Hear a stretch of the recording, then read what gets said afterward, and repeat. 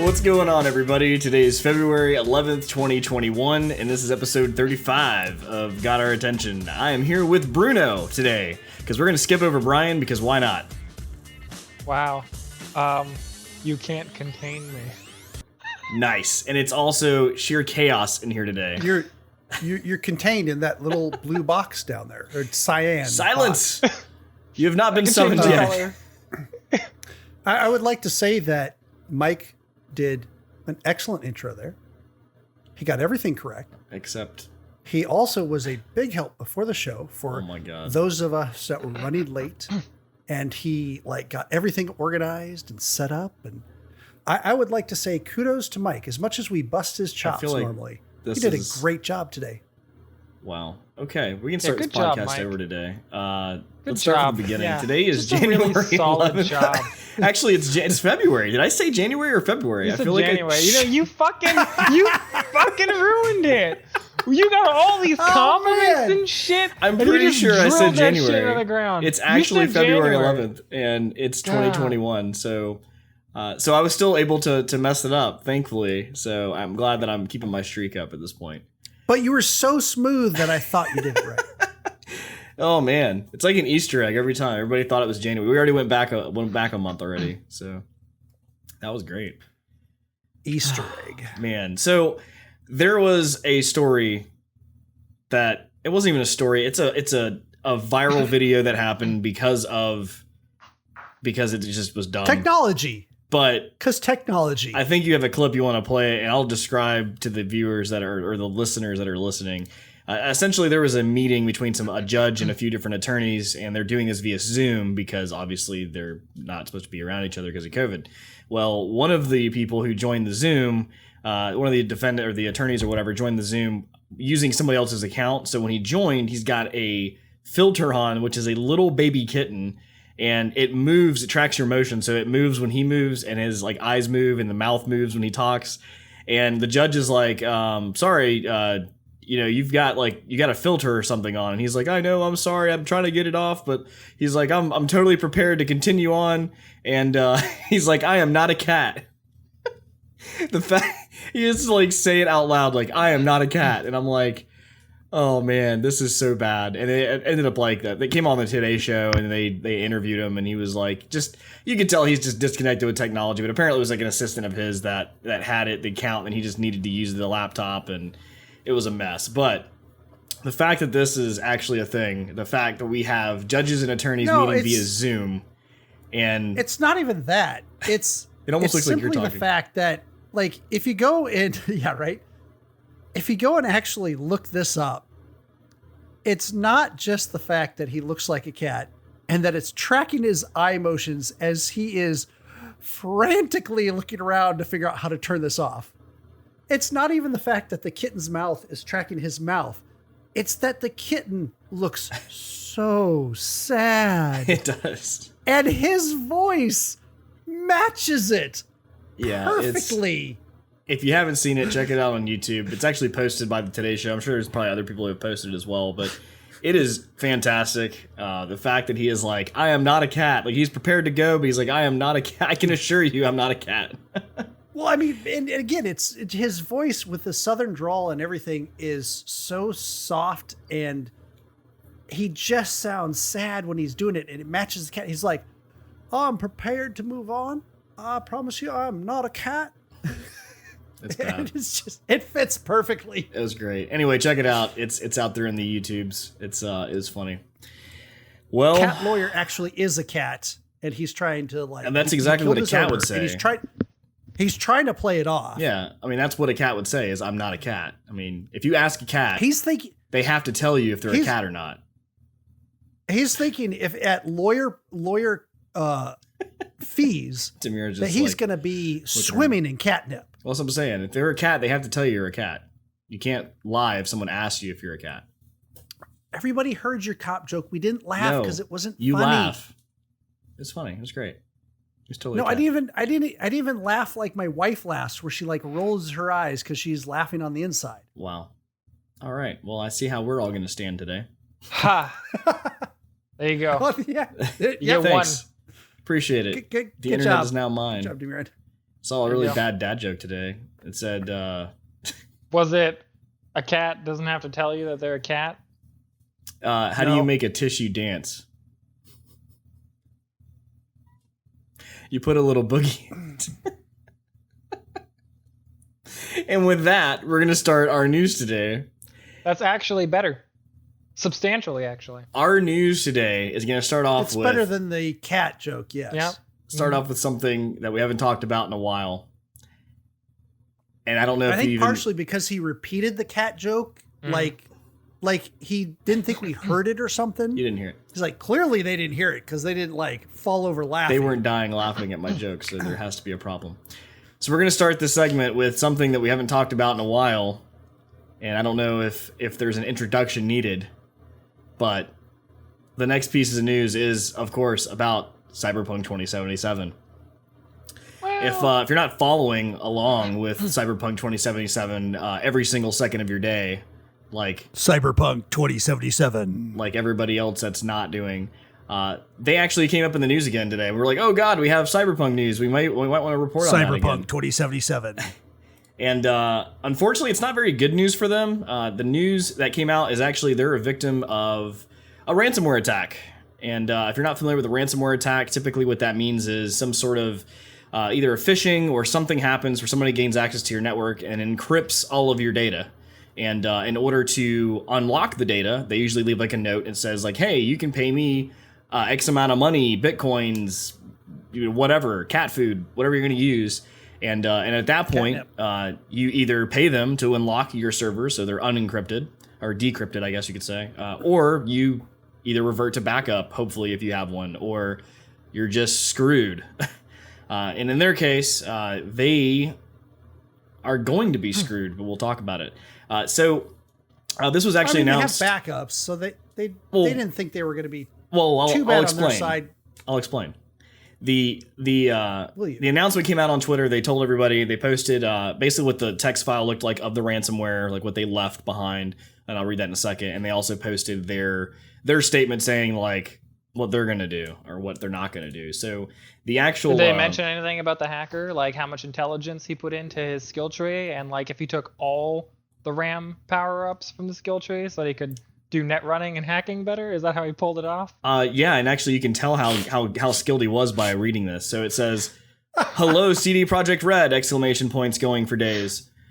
Your have been epically pwned.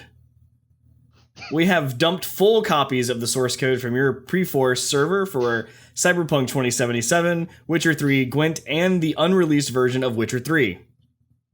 The unreleased version of Witcher 3. Can I just say that opening of you have been epically pwned could have also been the note they left in every pre-order copy of Cyberpunk 2077, and it would have worked? So I'll get into that later, but that's a good point to come back to. It says, we also have dumped all of your documents relating to accounting, administration, legal, HR, investor relations, and more. Also, we've encrypted all your servers, but we understand that you most likely can recover from backups. If we will not come to an agreement, then your source codes will be sold or leaked online, and your documents will be sent to our contacts in gaming journalism. Your public image will go down the shitter even more, and people will see how shitty your company functions. Investors will lose trust in your company, and the stock will dive even lower. You have 48 hours to contact us. This is not very uncommon for ransomware attacks, like people saying things like this. Obviously, it's a game company, so they're targeting the things that apparently they're going to be important to them. So CD Projekt Red released a statement. It says, obviously they discovered that they were attacked. One of the things they said was an unidentified actor gained unauthorized access to our internal network, collected certain data belonging to CD Projekt Red, the Capital Group, and left a ransom note, which they released. And they said, we do not give in to demands nor negotiate with the actor, being aware that this may eventually lead to the release of compromised data. We are taking necessary steps to mitigate the consequences of such a release, in particular by approaching any parties that may be affected due to the breach. More importantly for us, the gamer, the consumer, it says we are still investigating the incident. However, at this time we can confirm that to our best knowledge, the compromised system did not contain any personal data for any of the players of users of our services. And they talk about they're getting with IT forensics and things like that to try to investigate this matter. But Mike, that was February 9th, 2 days ago. Tell us more. So that was 2 days ago. That was what announced, and everybody was kind of like, well, we'll see, because a lot of times, just because they encrypt data doesn't mean they actually got it back, doesn't mean that they actually got anything worthwhile. Only CD Projekt Red would really know that. They've made their statement, so we are where we're at 2 days ago. So then within 24 hours, was it 24 hours or 48 hours? I think it was 48 hours. 48 That's hours. why I said 2 days. So 48 hours later, this morning, I believe it was, or last night, they actually had Gwent, the card game that's coming from the Witcher 3 or Witcher series, Gwent. They actually had their source code leaked out on the internet. So that kind of reassured that, yeah, they in fact did have source code, at least for at least one game, Gwent, which came out on February 10th in a hacker form. And it was posted CD Projekt Red leaks #1. And that's kind of what they had. So after that, the company is already still saying they're adamant they're not paying for the ransom, and they're obviously they know what's going to happen. Well, another leak came out, and actually in the leak they showed screenshots of like the actual files in which they confirmed that were some of the source engine things that they use for their own company. So it was confirmed. And then the other thing that came out was that there was going to be another claim of another threat basically posted and said on February 11th, which would be today, there would be a leak on the source codes for Witcher 3, Thronebreaker, Witcher 3 RTX, and Cyberpunk 2077, among other files. They also said that there will be an auction held at 1 p.m. Moscow time, and that a deposit of 0.1 BTC or Bitcoin, which is about $4,500 of the writing of this cybernews.com article. To even to participate, you got to put down 0.1 Bitcoin. And however, this hadn't been confirmed. Well, at this point, it has been confirmed. And what happened was the auction went up. And of course, there was a buy now price of like $7 million, I believe, which didn't get bought. But the auction did complete, and they did confirm that somebody did actually, in fact, win the auction. So that has been done. Yeah, there was reportedly an acceptable offer presented to them from outside the forum. Yeah. So whether that's actually the $7 million or maybe they weren't getting any traction at all and somebody came in with like, hey, here's $70,000. Why don't you just give me some shit? Yeah. Who knows? We don't know. So, but apparently the auction has completed at this point in time. Yep. So there's a cybersecurity firm called KELA, which I guess they worked with on, and they're pretty much like specialized in dark web and different things like that. And they actually said that they believe the auction was in fact legitimate. And after that, we obviously know that had been sold. So the fact that they had Gwent already, and now apparently even Cyberpunk 2077, now that's even source code leaked. Going back to Bruno's point earlier, it's starting to sound kind of fishy. Maybe, here's my conspiracy theory, put on your tinfoil hat. Maybe CD Projekt Red hacked themselves to release the source code so that we can fix their games for them. No, I think you can. Okay, here's where conspiracy theory fails. Is I don't think they care about who fixes the game. But if they got an additional $7 million to cover some some legal fees and shit. Yeah. It's so one of the things that's amusing to me is that the first game that was like essentially stolen and given away was Gwent. And if you actually read into the history of Gwent, there was a lot of controversy behind Gwent initially because Gwent as a game, the rule set and the basis behind it to a T was actually stolen from another person who made that card game. I believe who was actually from I want to say the Czech Republic, and it was a whole thing like 6 years ago. People were like, "Hey, wait a minute. We've seen this before." And the guy was like, "Dude, what the hell? You stole my game." So really, all this person did in reference to Gwent was they stole something that they already stole from somebody else. So just keep moving it along. And then they sold Cyberpunk, but can you really steal something that isn't finished? I mean, they stole a piece of Cyberpunk 2077.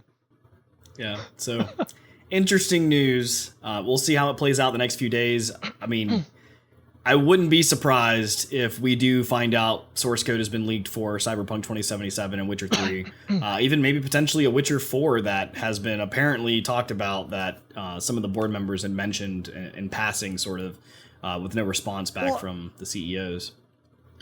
The thing is, though, is I don't think they give a shit. It doesn't. They already sell their games DRM free. Yeah. So if you wanted to pirate it, you just copy it and give it to someone else.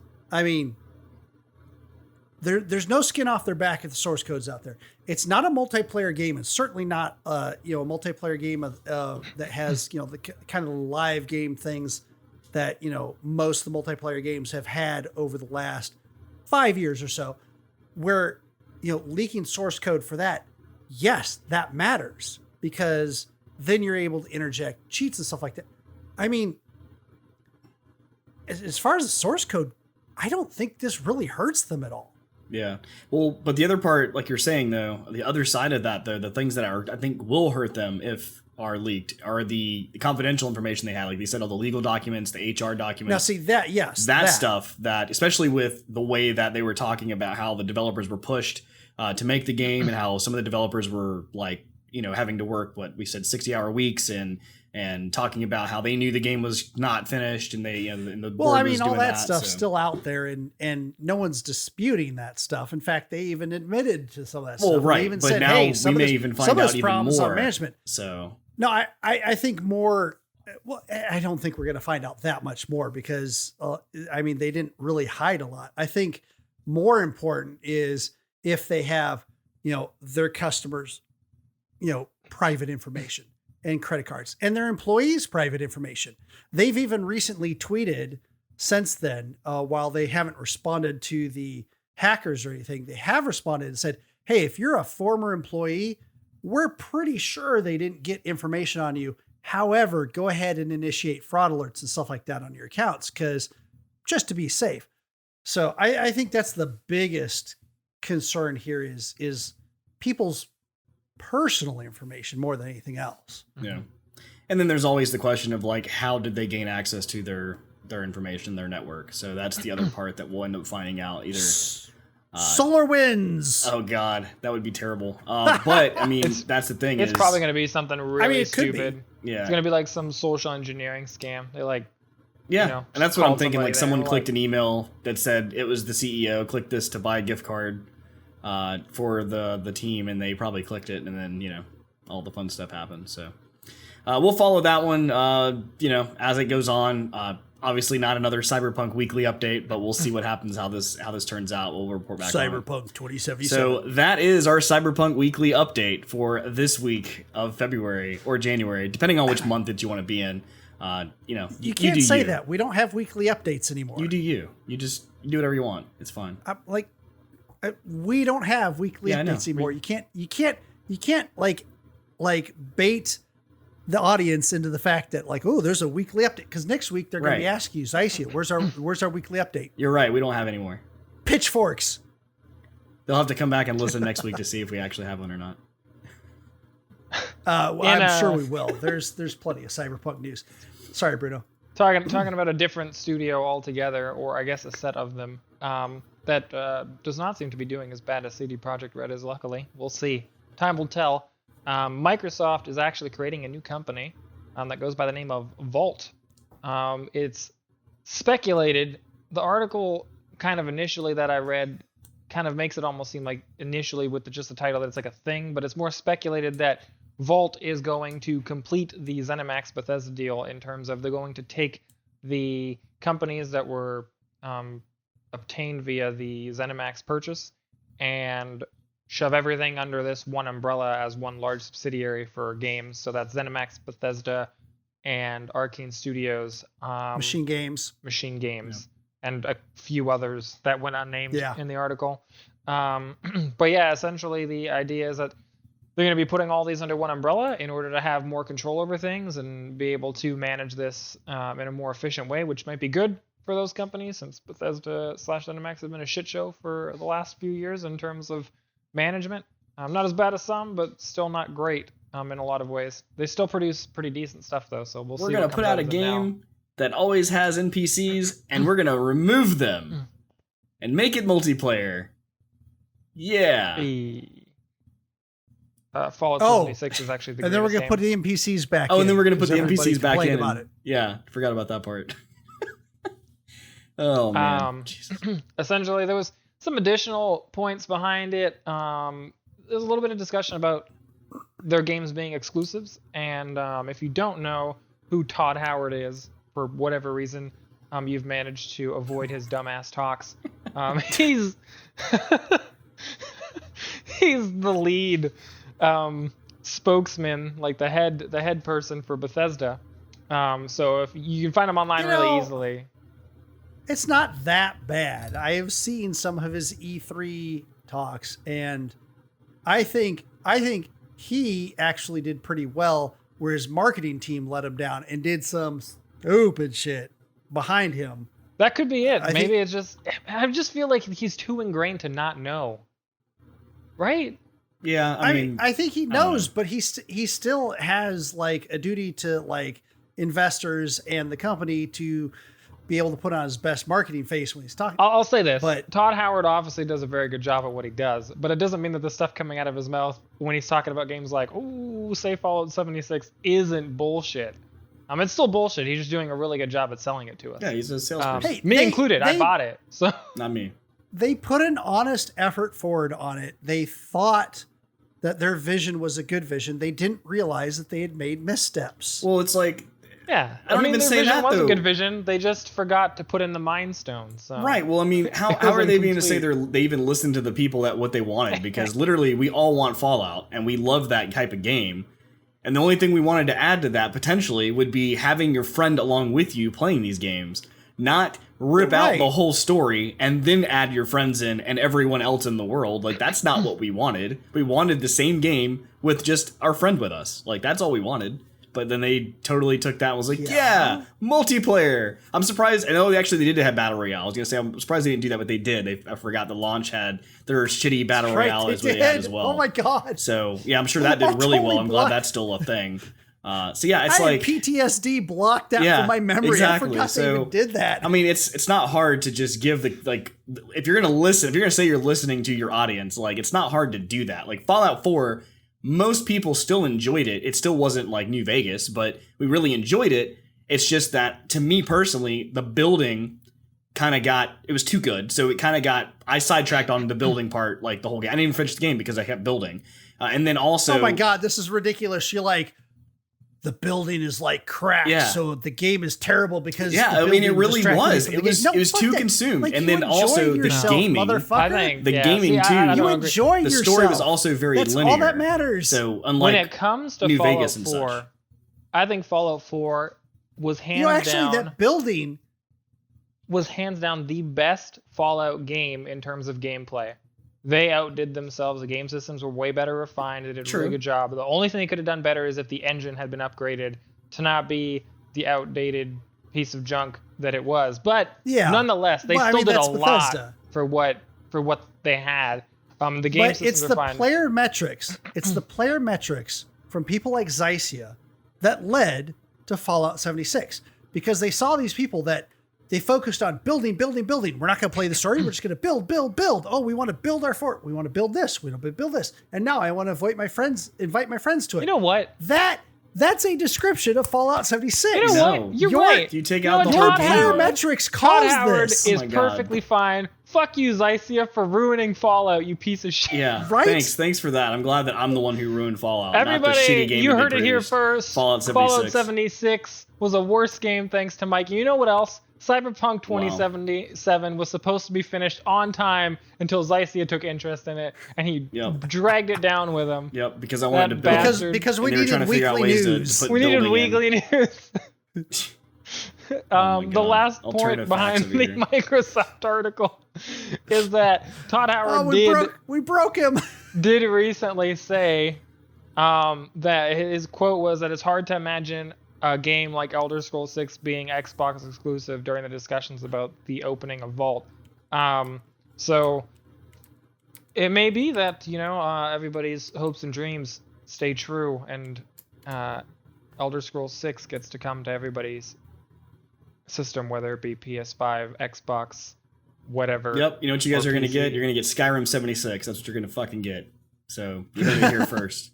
No, they get to fuck up Skyrim once. 86. I believe 86 Skyrim. I believe- about that. There's going to be fanny packs Oh my god. and the big shoulder pads, it's gonna be Sky Knight. big hair. Oh man, I'm done. What's the next article?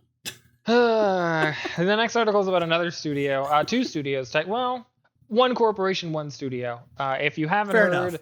of Tencent, they're a large everything conglomerate at They're this also point, but I think they under living started under a as rock. telecommunications and internet. They're a Chinese tech company that goes by Tencent Holdings, and to kind of start this off, Tencent has their hands in like every fucking cookie jar Yeah, we've on actually the planet when it comes to gaming. we've actually covered the broad list of things they own before.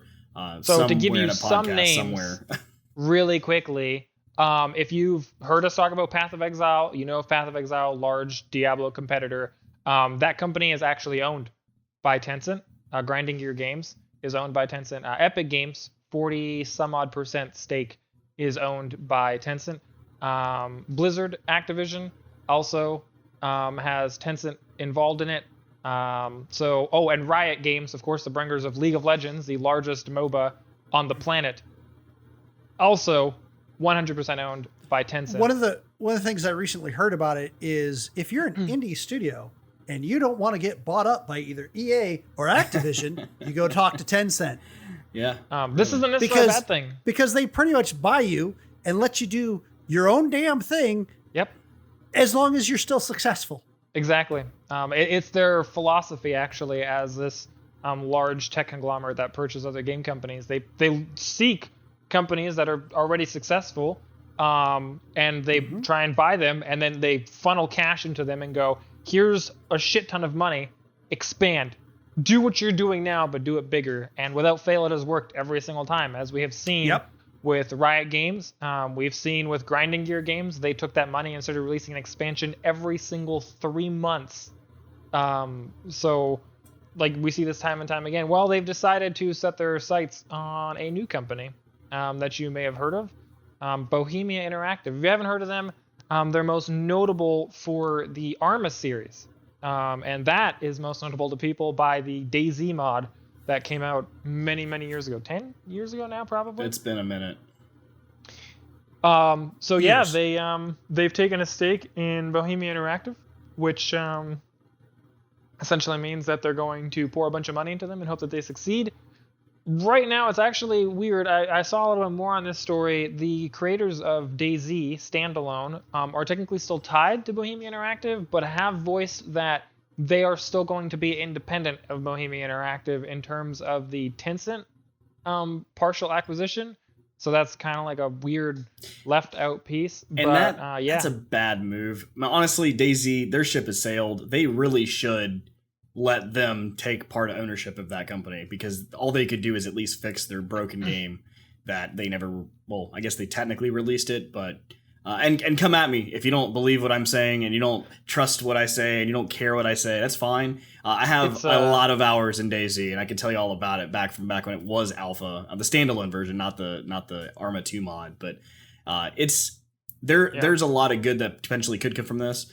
I want to say on Bohemia, though, there's another game called Wylands, and if they kind of slip by and you haven't heard of that one, it is a survival-esque type game, building game, kind of like a Minecraft, but 3D, like almost like polygonal structures or whatever.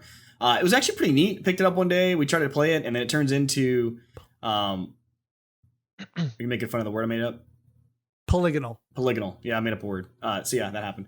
So there's also the point where you can like build a ship, like literally build a ship and then get on the ship and then sail away into, you find another island and then find new resources and stuff. Really cool. So yeah, check that out, I would say. But anyway.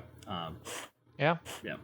But I mean, it is what it is. Like with reference to the DayZ portion, I think the DayZ ship did sail a long time ago, and it's kind of hard to think that would ever succeed, considering the original creator of DayZ said that it was a flawed idea from the get-go and abandoned it to go climb Mount Everest a second time or something. I don't know.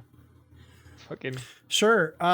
continuing the discussion of game studios that make shit tons of money or buy other studios with shit tons of money. We have Steam, and Steam, I don't know why this would be a shocker. I'm mystified why this is even news, but Steam keeps breaking its own concurrent players record. No shit. There's a pandemic going on. Everybody's stuck at home, and people that are playing games, but then now newy people are being introduced to playing games because they ain't got shit else to do. The people that are going out to see movies and people that are going out to the parks and, going out and to the clubs or whatever. Now they're all sticking. What the fuck do we do? Sit home. What's this Valve shit? Boy, it's really easy to download games and play games on it. Yeah. I mean, but no, I mean, 26.4 million users were logged in on Sunday to play games with Valve. Just Valve. Yeah. Well, it's actually a pretty impressive number. There's and you'll probably cover. There's a few games that are fairly new that are kind of helping not necessarily pad those numbers, but also bring those numbers up, which I know you'll talk about. Oh, absolutely. There's a couple of new games. One of them is Valheim.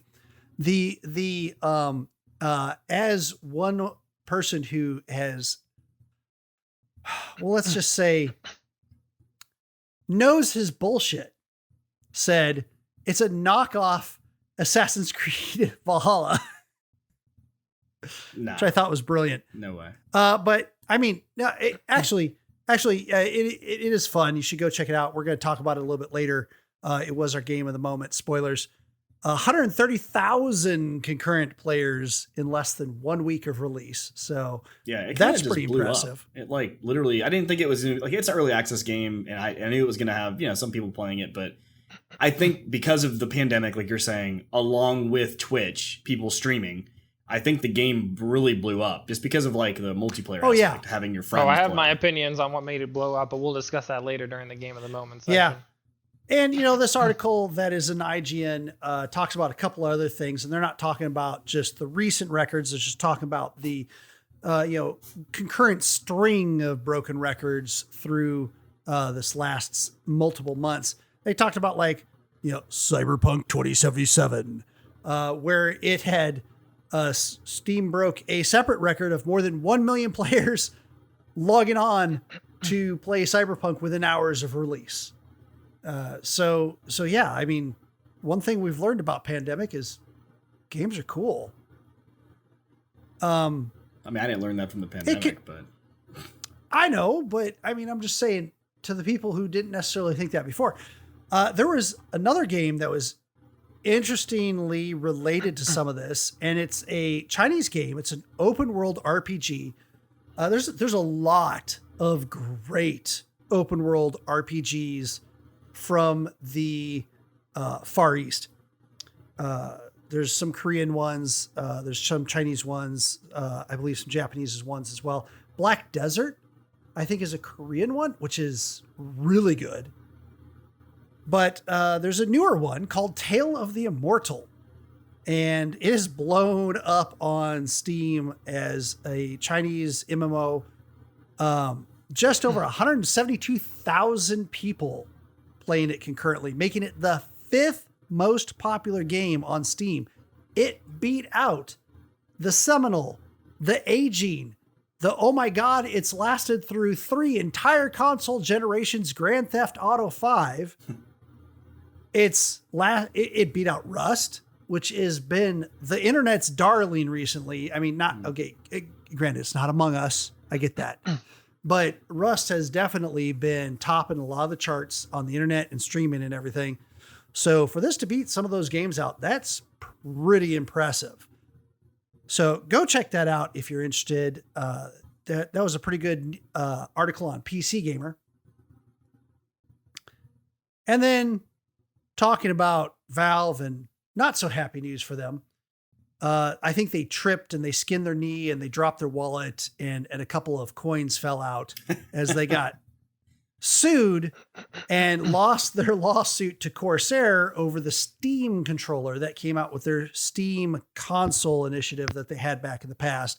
This is an interesting controller because it had like one joystick on it. Instead of a D-pad, it kind of had this D circle thing. And then the other side, instead of a joystick, it had this touch responsive circle that was also supposed to emulate mouse movement.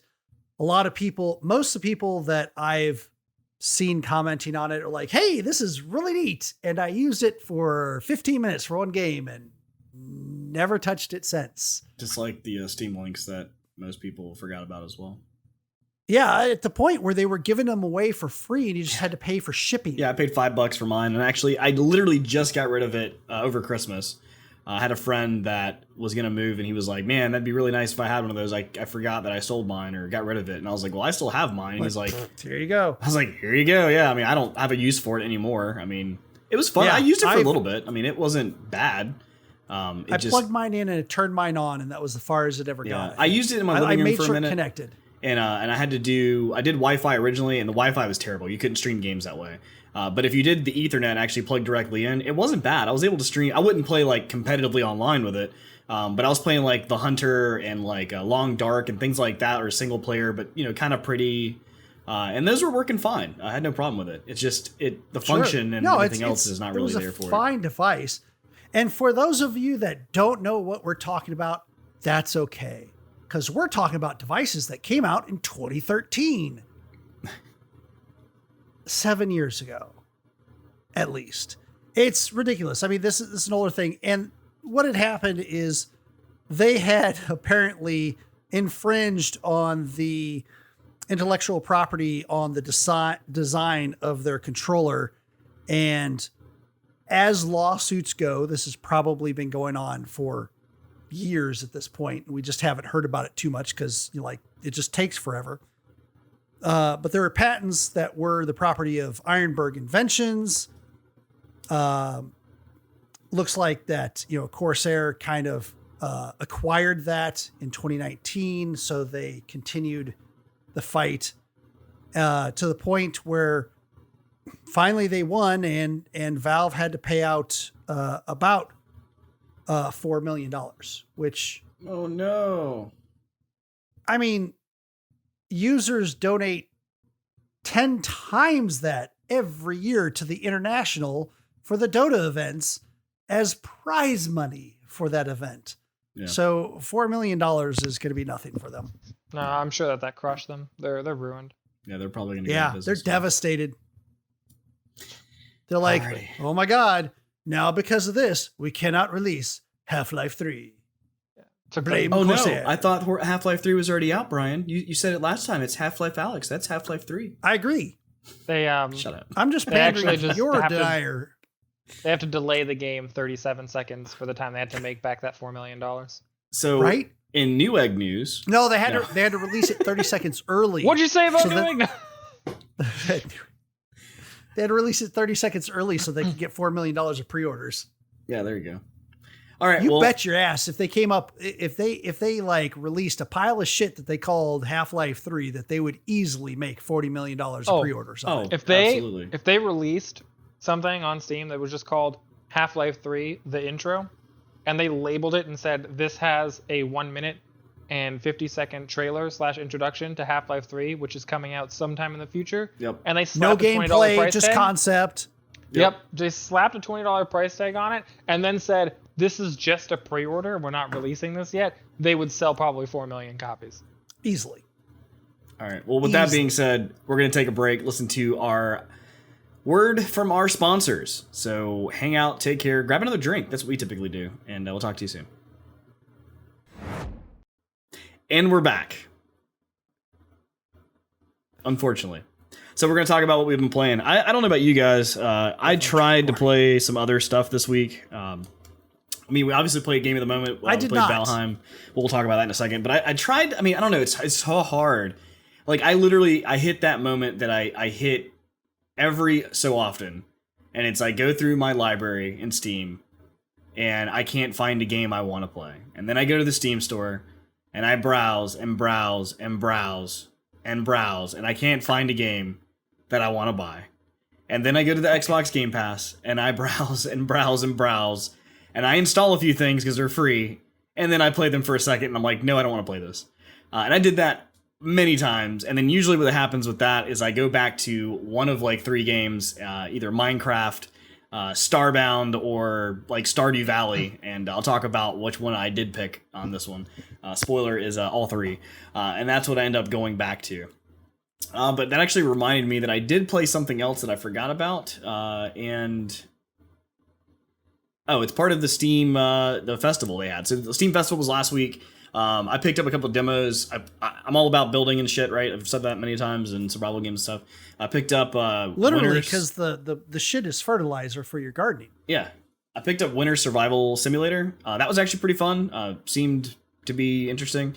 The next one I played was Building Simulator. That was I don't want to talk bad, but it wasn't playable. I tried, didn't work. And then the last game or the third game I played was Ranch Simulator, which actually was enjoyable. I actually enjoyed that. Except the building was super realistic in the sense of like I had to cut down a tree, make it into logs, then take it to the wood table saw, and actually chop it into planks. Then take the planks back to the house, and then set up just one wall per plank. And I had to build the whole house. And I was like, wow, this took me an extreme amount of time. So that was actually pretty interesting. But anyway, going back to Game of the Moment. Game of the Moment, we played Valheim. So if you're not familiar with Valheim, it is $19.99 on Steam currently. It is an early access game. It is, we've probably, I think, lightly talked about it before. But it is an up to 10 player co-op. And it's kind of like a PvE mostly. You can turn PvP on. Yes. It is a thing you can do. But it's mostly like with your friends, all become Vikings and go build a little bit and also go conquer the world. I can let Dymyrn actually take this over because I'm sure he wants to talk about it a little more in depth. Well, and I would like to say that this is one of the games that was discussed in Mike's recent video. Oh, right. Forgot about that. Oh, who has the best wood? It's out there. I forgot about that. Trying to get this man to plug his new video, and he's like, yeah, talked about it. I forgot to do the video. I don't know if that we talked about that last time or this time. I don't know. No, I released that on Monday. That's right. That was released on Monday. Because Mike does like good wood. Yeah. I talked about all the wood. You should check it out. There's a lot of things out there. Anyway. There's a lot to unpack with Valheim, actually. On the surface, when you get into it, it seems like a basic formula survival game. That's early access. The building initially can come off as extraordinarily tedious and aggravating because placing things is actually fucking infuriating. Yep. Yes. The bed absolutely system and the initial building of a workbench is really aggravating for a lot of people. It is. There's a crow that's supposed to explain things to you, but it does a fucking miserable job at doing so. But once so you get damn annoying. The thing with the game and the reason it's getting so much attention is because if you stick with it enough, it really opens up. And one of the interesting things is I've been trying not to watch too much of it because there's specifically very big bosses that exist in the game, and I don't want them spoiled for me mechanically for when I go to murder them. But every time I've clicked on somebody's stream, without fail, all the characters look like they're wearing wildly different shit or fighting wildly different things. So the game seems on the surface as a very basic early access title that hasn't been well thought out, but then once you get into it, you start to realize, holy shit, there is a lot going on in this fucking game. The map is enormous. It is massive. Really, really just a massive survival map, especially since the servers that you set up are capped at 10 people. So to give you an example, my World of Warcraft guild has been playing it with a team of, I think, almost max. I think they're like 9 people. And all of their maps combined show what is maybe 1/40th of the entire world map. And they've ventured into fighting 2 of the different world bosses. They've killed 2 of them. There's something about the second one gives you a key to unlock an entire new zone that exists somewhere out in the world. Oh, wow. So, it's a very interesting game with a lot of depth, and because of that, it is taking off extremely quickly. But if you're interested in survival games, a lot, play it. If you like building games, play it. I mean, if you want something that'll take a lot of time from you, then by all means try it out. It's probably worth the money. This sounds perfectly like, and I've played it, and playing it initially it doesn't fit, but what you're talking about sounds perfectly tailored for a WoW group to get into. Yeah, no, I do think at the beginning, when you first at the face value, it doesn't seem like this is really like an MMO style like play, but the more we kind of play it, it turns into that. I mean, yeah, it's not an MMO. You only can get to 10 players, but there are what I've read. There's actually traders in the world that you can trade with, and that's why you get gold coins. And then there's the building aspect of it. If you think about a WoW group or a WoW clan that gets together, typically if they're going on a raid, it's what, 40 people, Dymyrn? Well, in classic WoW it's 40. In retail now it's 20. Okay, so it's 20 10 to 20. So yep. 20 down to 10 isn't that much of a change for the number of people playing together. Nope. Yeah. And most of the WoW, the WoW clans, when they get together, they are mostly, I won't say mostly, but when you talk about raids and stuff like that, they're mostly talking about PvE anyway. And that's what this game is. This game is PvE. Yeah. So it's a lot of those people are very that goal oriented. It kind of maps 1-to-1 on a lot of different levels here. And they could just naturally move to it. It's so weird. Yeah. It's really interesting because like the building being clunky at the beginning is also what gives into like the mid game that I've seen, allowing the building to have so much freedom, because the fact that it's clunky means you can fuse pieces into other pieces and create things that you normally wouldn't be able to create in most building games where the snap-on mechanics will stop you. Whereas this one, nope, you can do whatever the fuck you want. Yeah. And that's the thing, like you said, the building being kind of clunky at the beginning is kind of like that. And one of the things that I've enjoyed is the building, but it's not like it's when you first start this game, you're very kind of restricted, not necessarily restricted, but you feel like you're going to be restricted to a certain area because you only have like so many level of weapons and armor and things that you can do. So as soon as you kind of go into a different area, when it's like crosses over and you go into the Black Forest or, whatever else, you can tell it gets harder because the enemies are a lot harder and like you die fairly quickly. So you kind of stay to your first area until like you guys get enough people to either prepare and, go fight the first boss, or you keep, building up your stuff to maybe go there a little bit and come back. But then once you start kind of venturing out into this massive world, we played at the very end, I was like, let's just get a raft and let's just go out into the ocean. And we did. And it took a minute to get out into the ocean. And after our captain here, our Dymyrn, was finished steering us, we got to, and actually we shout out to Digital Janitor too. He was with us as well. We got to this next land. And as soon as we got there was like these massive, like bigger goblin things that we had. And then there was also a troll. And I mean, within, I don't even know, maybe 3 minutes, we were all dead. And it was like, not even trying to die, but seconds. We did. Yeah, it was pretty quick. So there's a lot of challenging aspects to this game, a lot of parts that we won't and we haven't seen yet, which is pretty cool because for a $20 game, early access, meaning they're going to continue. Plus, they have the UI that you can submit feedback within the game. So with all of that, knowing this is going to continuously, hopefully, getting better, especially from, was it Coffee Stain? Is that the name of the company? Yeah. So for them to put out a game, we can typically remember that they're going to be good at making their game. So I think that's going to be a good path for this. Like I said, $19.99, it's not bad, especially for the amount of content you're going to get in it right now at early access. So Coffee Stain. Yeah. They've the also people behind Goat Simulator. Yes. Yes. Also and, Satisfactory. Satisfactory, yeah. Mm-hmm. They're the publisher. The developer is a new company called Iron Gate. Okay, that makes a little more sense then. So other than that, like I said, I've been playing Starbound. Went back to one of my crutches that I have. That's like something I always fall back on. It's if you're going to play that, it's very similar to Terraria, is what most people say. I haven't actually played Terraria, but it's like Terraria in space. Very similar to like a Minecraft where you can kind of build and do whatever you want. To me, how I look at this game is more of like a No Man's Sky if it was 2D. because you go into a planet, you can build and dig and do all this fun stuff, go all the way down to the core. You can actually get into once you have your ship built to where you can actually maneuver, you can jump to different galaxies and discover new planets, and you have to have like certain gear to go onto certain planets. It's a really cool game. It is definitely like an 8-bit or 16-bit game, but it's very, very fun to me. Like there's a good story, and then also with your friends you can build. And literally, like I at one point before in the past, like I dug down on an ocean planet, went all the way to the bottom of the ocean, and then I dug down from there all the way down to the core, and then built my base at the very bottom. So that was like something I did. So it's like in order to find me, you would never find me. So it was just fun. So check that out. I don't remember the price on that one right offhand. I guess we could probably look that up. Let me see. Yeah, keep going. So anyway, that one's on Steam as well. You can check it out.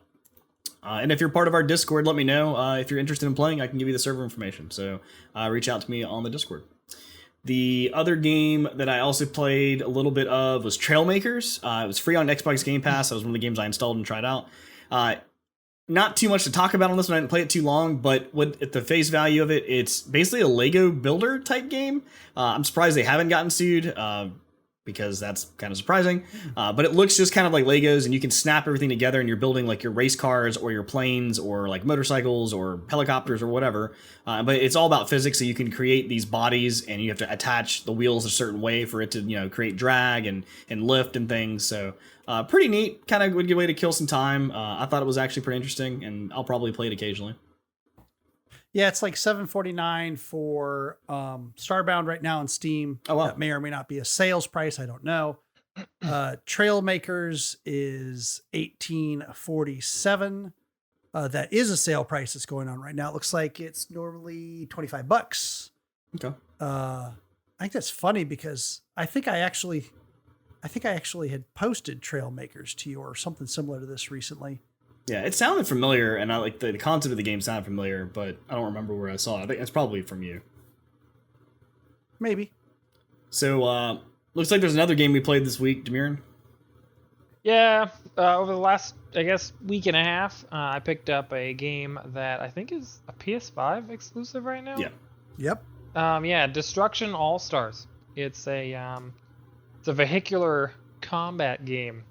There's not much more to say in regards to the gameplay mechanics. You get inside of cars and you try and kill each other. Like Twisted the Metal? whole premise of the game is you just battle it out with cars. There are heroes, like champions of sorts, similar to like Overwatch-esque ideas. They have kits, and their cars are specialized. So you have like a base special attack outside of a car, and you have a base special attack inside of your car. So like a car function. So like one of them is a samurai, and her car can cut other cars in half. And then another one is like this car that it absorbs like energy via the like impact from the crashes, and after hitting enough people, you can release an explosion that will pretty much one-shot every single car within range of you. So they have a lot of interesting ideas. Overall, I think the game's pretty decent, especially, for the price of $0. Unfortunately, the other price of admission is getting a PS5. So, which is also $0. To be fair, so a little bit more of the mechanics. There is the ability for you to jump out of your car. You can survive some of the crashes. If you're on foot, you have some of your abilities that you had in the car, you have while you're on foot. They're just, of course, scaled down a little bit. So if you could make your car invisible, you could go invisible while you're on foot. You can jump on opponents' cars, and there's a little mini game that happens between you and the driver of that car where they're trying to shake you off and you're trying to take over the car. If you decide that you don't want to take over the car, you can wreck over the car, as they call it, which causes their car to blow up. And all of this adds up to your points in this arena type. It's really an arena combat game. In all reality, it is free if you have PlayStation Plus on a PS5. So you got to have the PS5 and you got to have the PlayStation Plus membership in order to get it free. This and other games are listed in the free games monthly segment that we give up in a YouTube video. So you can check that out on your YouTube channel. I mentioned that February. I think I published it, February 1st or 2nd? Yeah, it was the beginning of February. Sorry that we Yeah. keep shamefully plugging all of our content, but That's our you know, job. check it out. Not that we get paid. Yeah, obviously Because we don't. don't. Get paid. I mean, we get paid, but not from this. Like, we all have jobs, Right. Because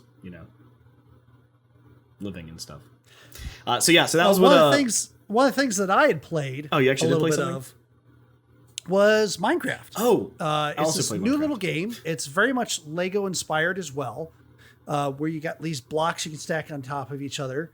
It seems very low graphics, so I mean, I don't think it's going to take. No, long. actually, played Minecraft Sky Factory 4. I also Yeah. played Sky Factory 4. Nice. That is Now, funny. those that are not familiar with the concept of the Sky Factory mod, the whole idea is they almost describe it as the opposite of how you play survival Minecraft. Survival Minecraft, you have a world that's all created around you, and you go into it and try to survive, and create things from that world. Sky Factory 4, you start standing on top of a tree, and that tree is standing on top of a single square of dirt, floating in an endless sky. Yep. And that's all you have. And from that, you've got to on the way down, you're collecting leaves and saplings and acorns and wood. And then you find yourself standing on this piece of wood or piece of dirt. So you collected some wood so you can put planks around it so that you can stand off of the piece of dirt and you can plant a sapling. And if you bounce up and down by hitting the shift key, you can make it grow faster. And then you got another tree that you chop down to get wood and other things. And then you start finding out that you can combine things to make more dirt. Yeah, you got way further than I did because I literally cannot figure out the mechanics of this game. So there's 3 layers. Oh, There's only 3 layers of leaves, and I would collect the stuff, and I was like, "That's it. I've got everything, but I can't merge these things together. I couldn't figure it out. I didn't realize the crafting. yeah. The normal crafting is in the we'll have game to- where you have to craft things. We'll have to play multiplayer together. We might have to do a multiplayer game of the moment on this one time. That'd be fun. Whenever it best fits in. But the whole concept is that there's different things that you combine together to make dirt. And then if you dry out the acorns become petrified acorns. And if you combine petrified acorns the right way with other things, you can make a petrified tree. And from a petrified tree, you can gather stuff that you can make cobblestone from. And so you're starting from nothing and you're creating the world around you as you develop more and more of this, technology. And they have several different mods that are kind of combined in, and you start during the aerial tree mods, and then you can go into some of the magic stuff that I know Dymyrn likes, and a couple other things like that you eventually you create resource hogs, and you can get just about any resource you want out of a resource hog. So it gets interesting, and it's very cool how you build this world up from just standing on a tree. Yeah.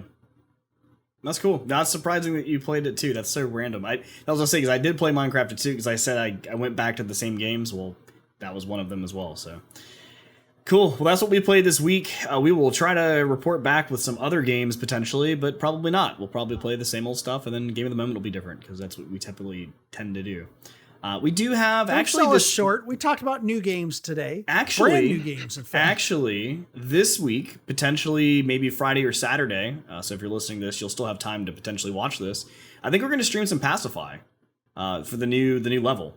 So we need, I think, one more. I think we have one more. We'll see. But we'll probably stream that to check out the channel. We'll have a link up for our stream so you can watch it and watch us scream like little babies. So yeah, it'd be fun. watch you. Yeah.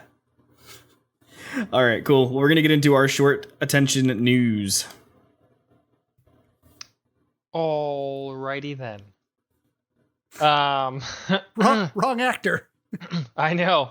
I'm aware. It's not what I was going for. Our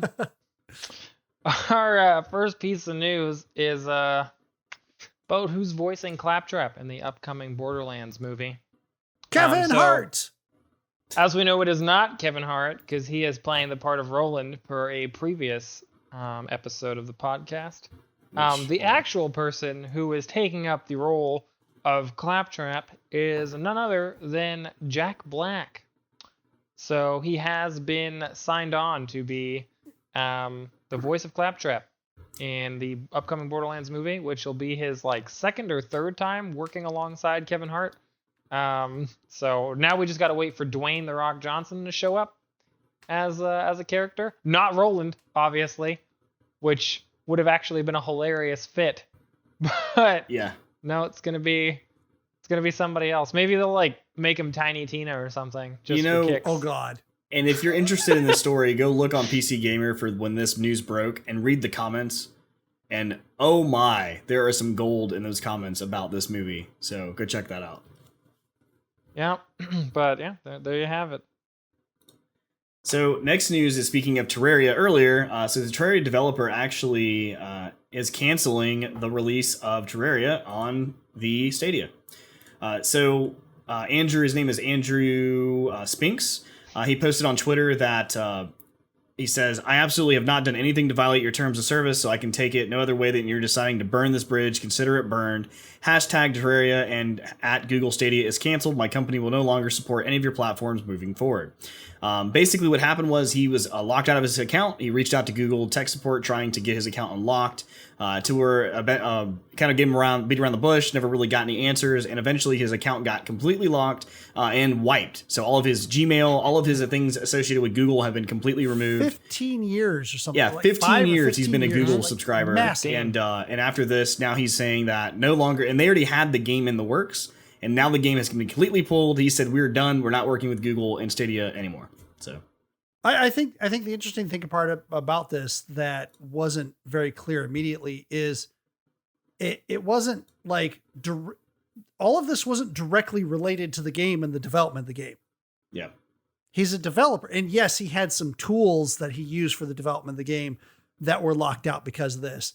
And, he had some, information that was locked out because of this, but it wasn't directly related with the development of the game. And just for, and it wasn't instantaneous. He had apparently been working with them for some time on this and then said, "Peace out, bitches, and no game for you." Yep. But where a game did show up is that recently their GoldenEye, originally on the N64, just a seminal release back in the past, credited by a lot of people as kind of the originator of the the first person shooter, at least on consoles. Certainly there were others out at the same time, both Valve and id and a couple others. It's still an amazing game.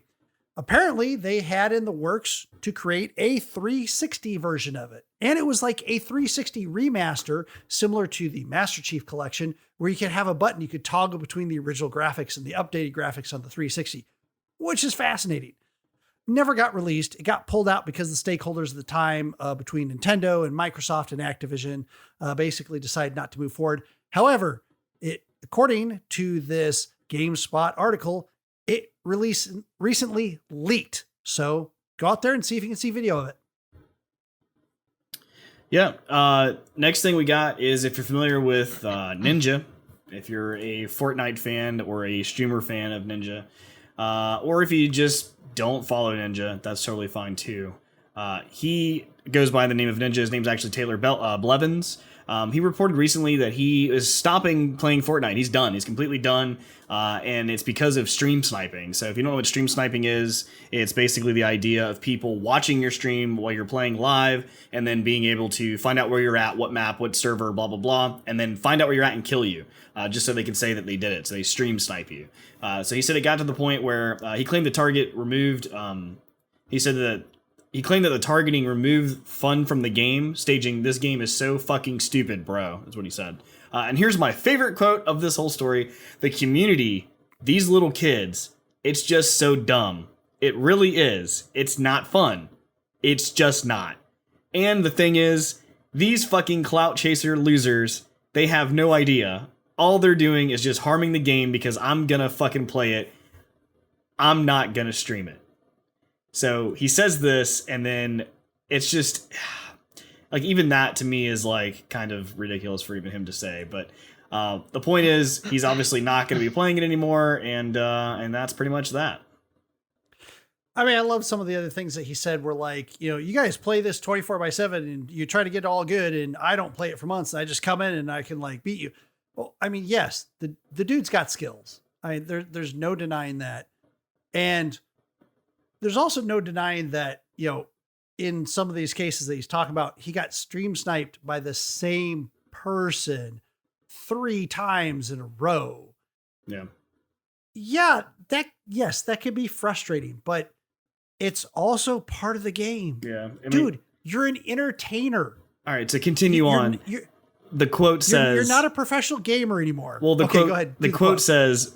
I didn't want to read all of it, but I kind of want to now because it's just ridiculous. It says, "But good for you, man." He said, "Get your fucking clip, send it to your buddies. You killed Ninja. I haven't played the game in forever. I don't play it anymore. I come back and I still almost kill all you idiots. You guys grind this game 12 hours a day and I still almost down you with 0 practice competitively." What is the normal age range of people who play Fortnite? I just want to throw that out there because, like, the fact that he's this upset about like some 12-year-olds, hilarious.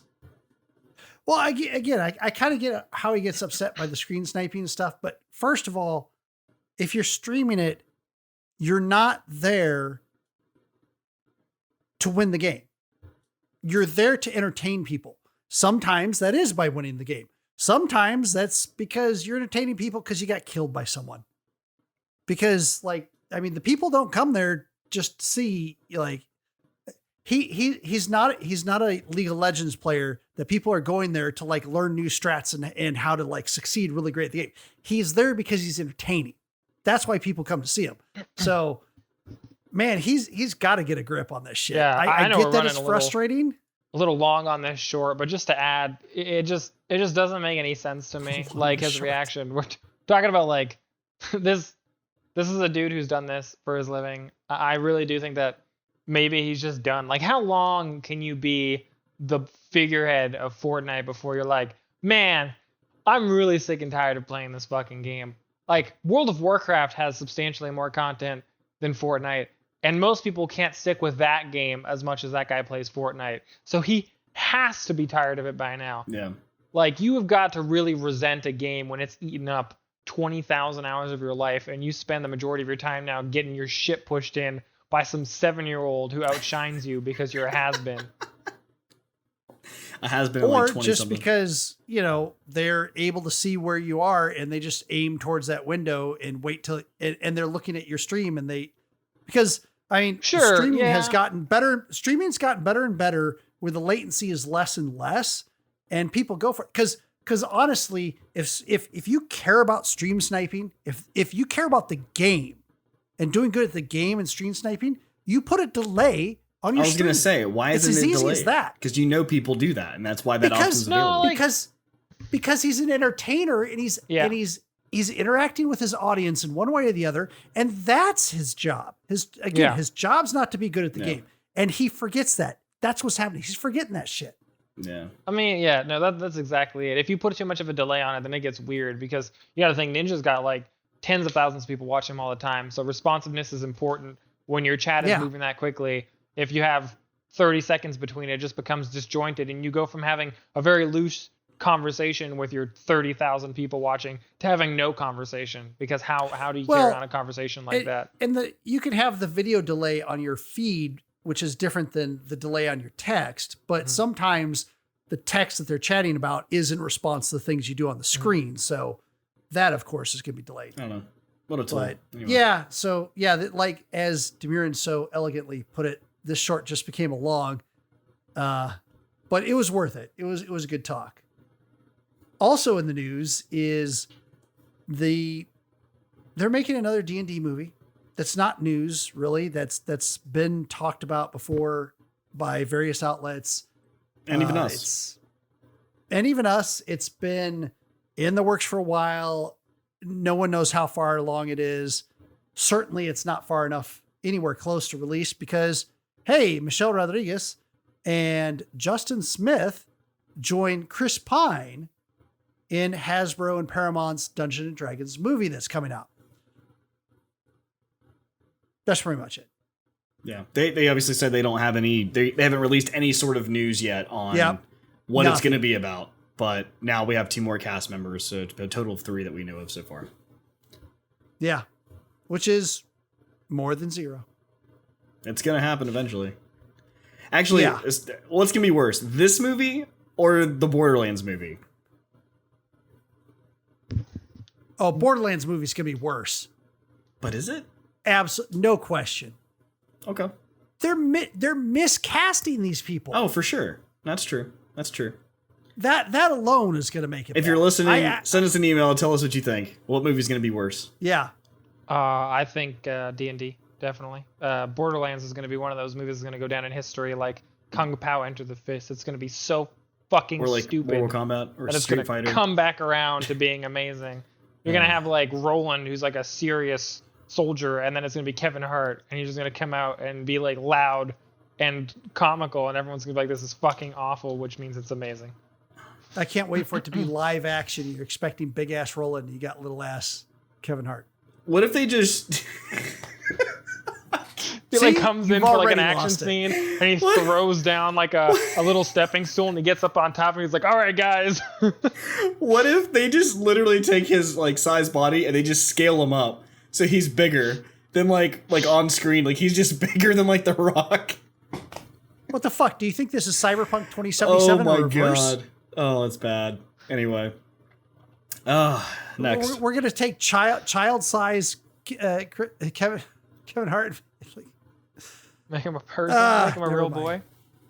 Yeah, he was a real boy. Now he's a real man. Just looks awkward with his sense of proportions. So Nintendo World actually opened up in a different country. So the inevitable happened in this day and age that somebody like videotaped the entire ride and posted it online. That's not the news. The actual interesting part of it is that since somebody like watched it and they're like, wow, weird. There's like in any ride, they have, the side, background art and everything and 3D objects. And they're like, wow, that cactus sure looks weird. Oh, because that cactus is not Nintendo property. It appears in the new Super Mario Brothers Wii fan mod and wasn't even created by Nintendo. It's a pretty cool Kotaku article. It's got some great pictures in it. Go check it out. All right. The next thing we're going to talk about is an issue that many gamers know all too well for consoles these days. Most notably, you'll know about it if you own a Switch. But now we're talking about it for the PS5. Controllers are seeing drifting issues on the new DualShock PS5 controllers. Some we're not people talking report about that Fast and the Furious. Some people are reporting these issues like within days of getting their controllers. And unfortunately, getting it resolved is not easy. People have cited trying to do general troubleshooting, such as having your controller updated or reset, and others have issues just getting in contact with Sony support, kind of getting the runaround. They'll call or go on one section and be told, hey, we actually have to call this other division. And then the end-all be-all is you file it. That is under warranty. You go in for warranty, but you have to pay for shipping to send it there. They'll pay to send it back, but you just have to eat the cost to get your controller replaced. Currently, there is no solution on the horizon that has been mentioned from Sony's side, so wait it out. And in the same vein of Sony news anyways, more news about PS5 skins, specifically a black PS5 may be finally coming. So we talked about this before, people doing side plates, etc. Now,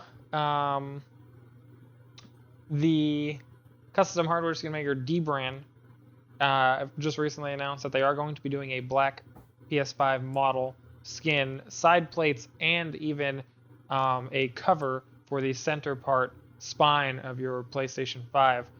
The catch comes in the fact that you do have to pay to get it shipped to you, because they're very large. So they're going to charge you for extra shipping with reference to the enormous size of these side plates.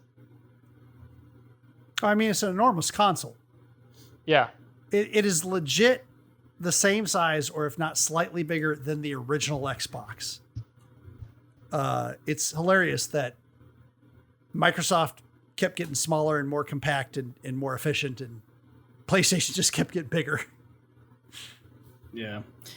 We have a story with IKEA, if you're familiar with the furniture company. I don't know why am I talking about IKEA here and gaming nerds. Well, actually, they are starting to make gaming furniture and gaming-esque things from IKEA.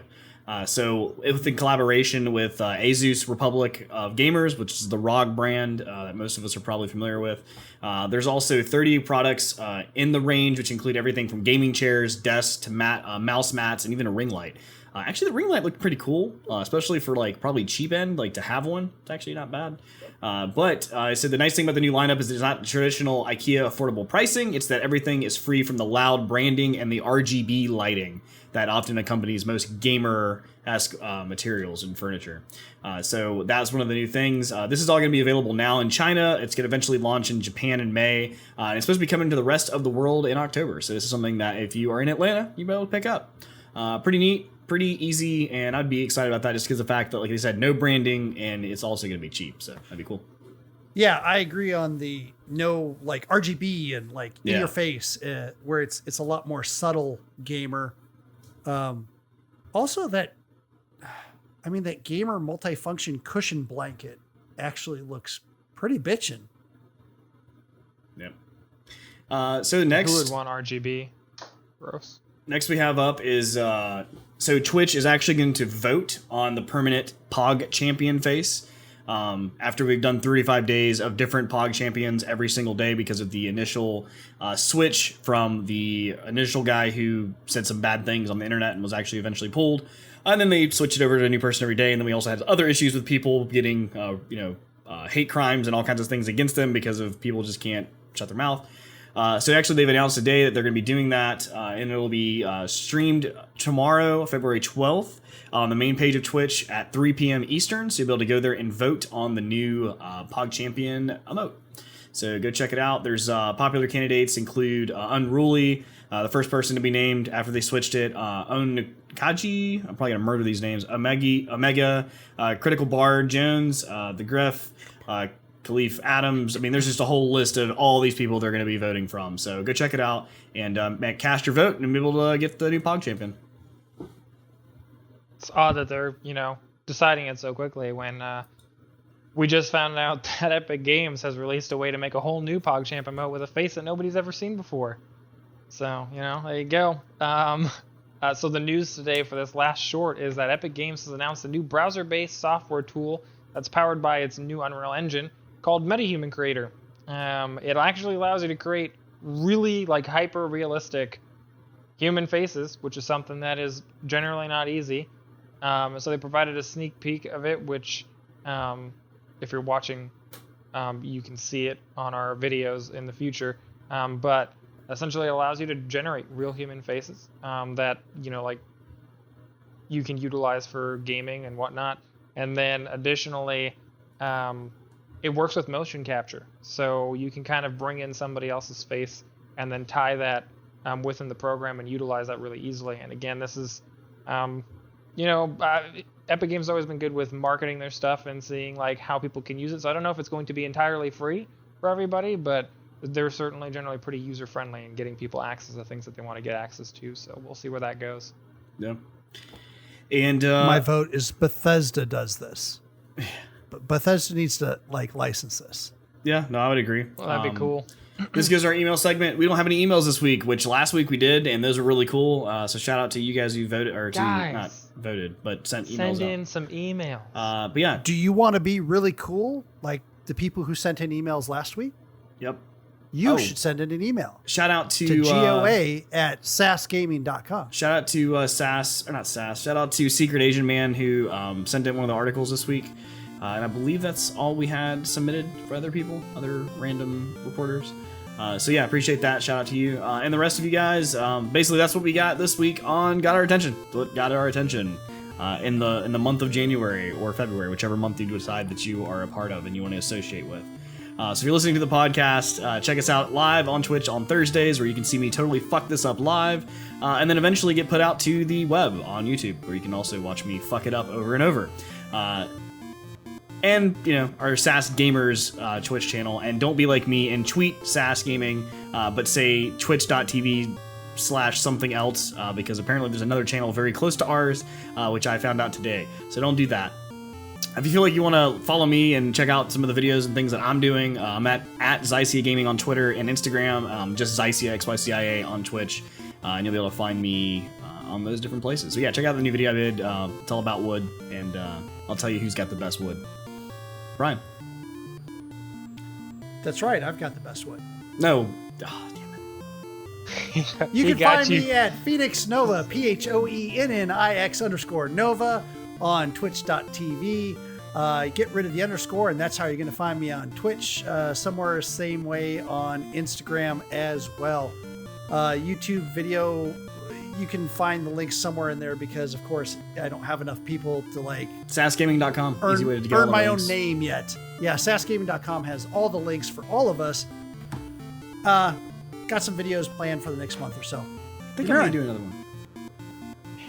You got Xycia so good there. That was fucking phenomenal. Oh my goodness. You can find me at DYMYRN for Twitch. So twitch.tv DYMYRN, or on Twitter at Dymyrn Gaming. Yeah, that's it. That's all I got for you. Well, that's what got our attention this week, guys. We love you all, and stay safe out there. Continue wearing your masks. There's new CDC guidelines out there, so go check those out if you're in the States. If you're abroad, obviously follow whatever you got going on around you.